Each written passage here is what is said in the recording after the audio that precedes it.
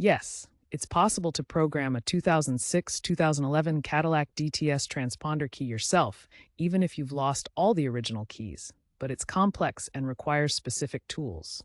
These models use PK3 keys with a microchip for anti-theft. Recent advancements mean affordable OBD2 scanners like Autel or Launch, $200 to $500, can handle key programming. However, all keys lost scenarios need the system reset, often requiring a dealer PIN or locksmith assistance via a VIN decoder.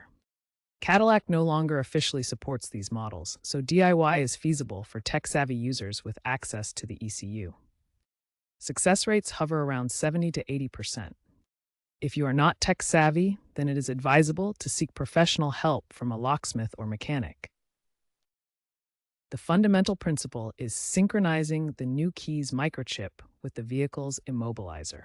You'll need an OBD2 scanner, a blank transponder key costing $20 to $50, and potentially a PIN code obtainable from GM online or locksmiths for $50 to $100.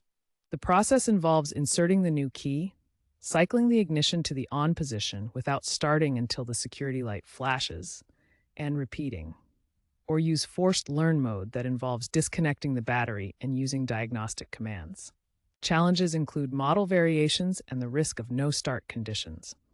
Remember that DIY failures could lead to ECU damage, costing $500 or more to repair. Always disconnect the battery to prevent electrical shorts. Seek professional help if needed. Professional services are generally advised.